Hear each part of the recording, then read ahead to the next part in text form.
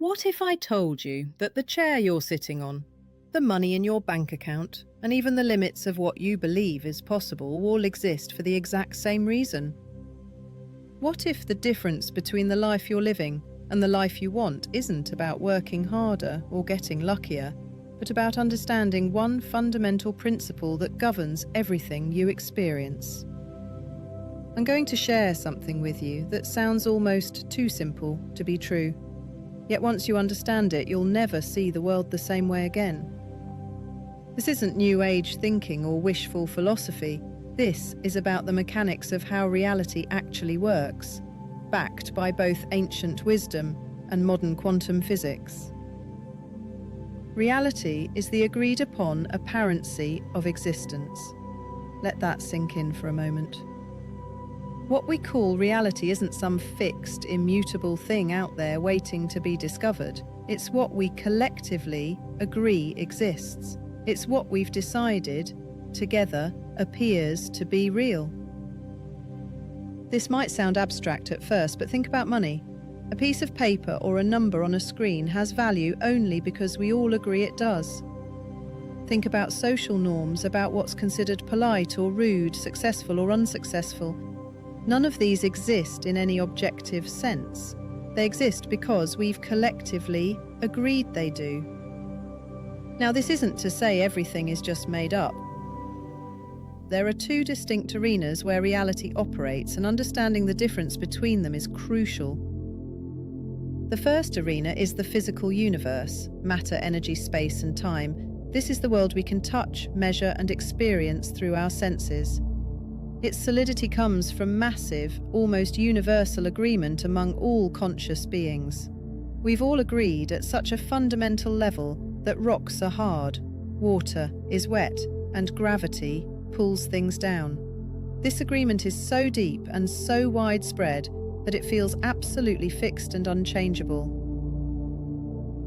The second arena is personal or postulated reality. This is the reality you create through your imagination, beliefs, and intentions. It's more fluid, more subjective, shaped by your thoughts and inner state. While it might seem less solid than the physical universe, this is actually where you have the most direct influence. This is where change begins. So how does this work? How do we actually influence reality if it's based on agreement? Think of it this way. Every thought you have, every belief you hold, is like casting a vote in a universal referendum on what's real. The universal consciousness, if you will, manifests reality based on what's most often repeated, following the path of least resistance. Your persistent thoughts gather weight over time, like countless drops of water that can eventually redirect a river's course. Your repeated mental patterns can shift outcomes and tilt probabilities in your favor. Modern physics offers us a fascinating parallel to this ancient wisdom. At the subatomic level, particles exist in what's called a probability wave, a state where all possible paths and outcomes exist simultaneously. It's only when observed that this wave collapses into a single, definite reality. Before you look at it, before you measure it, an electron is potentially everywhere. The moment you observe it, it becomes somewhere specific. You are that observer in your own life. Your focused consciousness, your attention, your beliefs, these act as the observing force that collapses the infinite potential of your life into specific experiences. You're not forcing reality to be a certain way. You're selecting which version of reality to experience from an infinite field of possibilities. This brings us to a crucial distinction. You are not your body. You are not your thoughts. You are not your emotions. You are the awareness experiencing all of these things.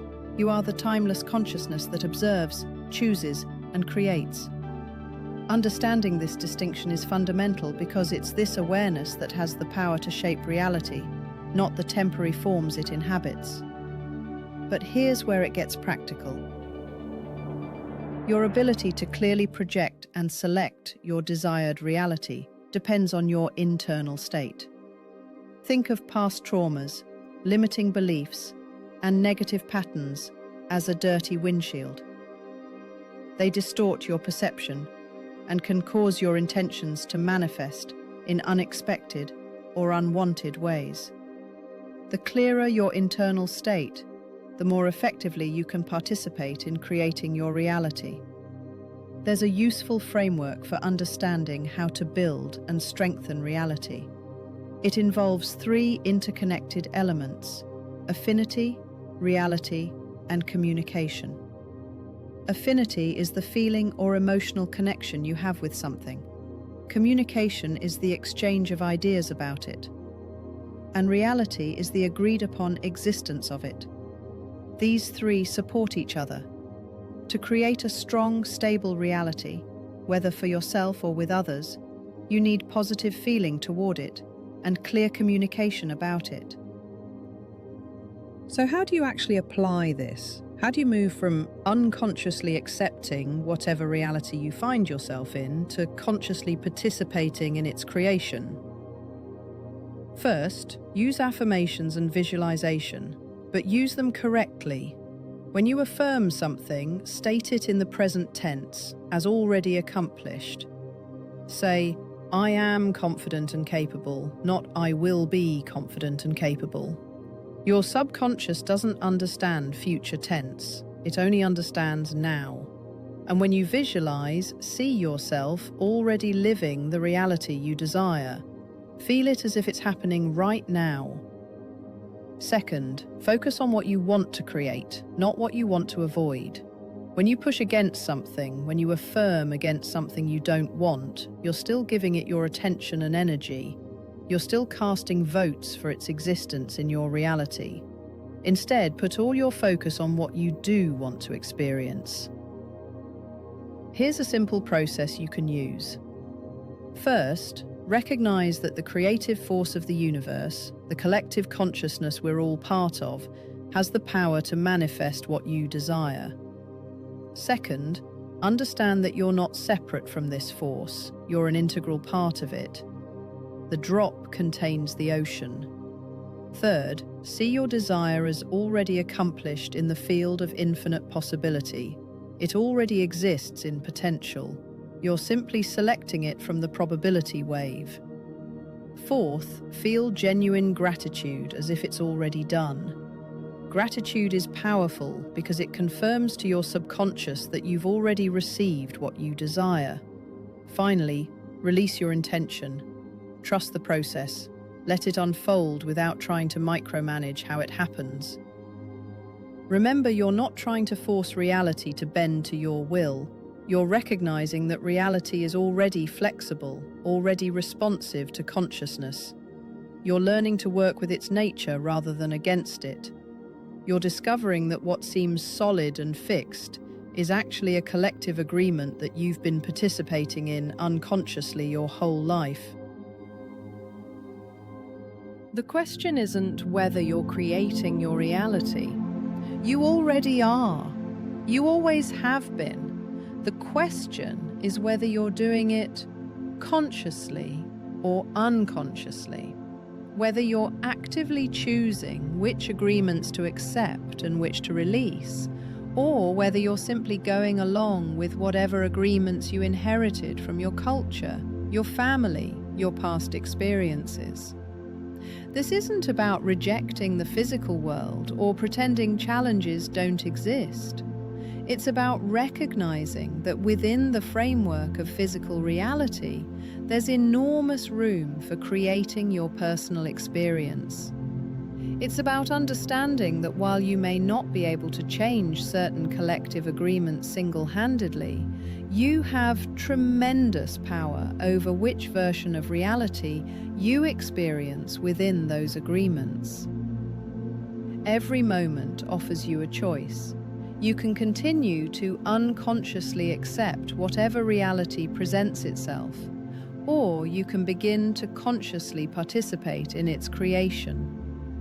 You can recognize yourself as the awareness that observes and chooses, rather than the circumstances you find yourself in.